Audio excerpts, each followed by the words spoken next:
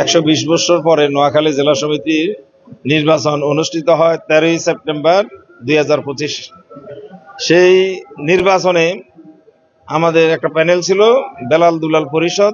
সেই পরিষদে আমরা জয়লাভ করি। জয়লাভের পরে আমি নোয়াখালীবাসীকে কৃতজ্ঞতা জানাই, আমাদের আজীবন সদস্যদেরকে কৃতজ্ঞতা জানাই। আজীবন সদস্যরা আমাদেরকে ভোট দিয়ে নির্বাচিত করেছেন এবং নোয়াখালীবাসী আমাদেরকে সহযোগিতা করেছেন, সে পরিবেশ সৃষ্টি করে দিয়েছেন। এই জন্য আমি সবার কাছে কৃতজ্ঞ। আমাদের প্যানেল খুব সাকসেসফুলি উইন করেছে, সেজন্য আল্লাহ রাব্বুল ইজ্জাতের কাছে লাখো শুকরিয়া আদায় করতেছি। ভবিষ্যতে আমাদের যে সমস্ত কর্মকাণ্ডগুলো আমরা করব সেটা আমাদের ইশতেহারে দেওয়া আছে। আমরা সেই ইশতেহার মোতাবেক আমরা আমাদের নোয়াখালী জেলাকে সেইভাবে উন্নয়নের দিকে নিয়ে যাব এবং নোয়াখালীবাসীর যে কাঙ্ক্ষিত আকাঙ্ক্ষা সেটা পূরণ করার জন্য আমরা সচেষ্ট হব। ধন্যবাদ।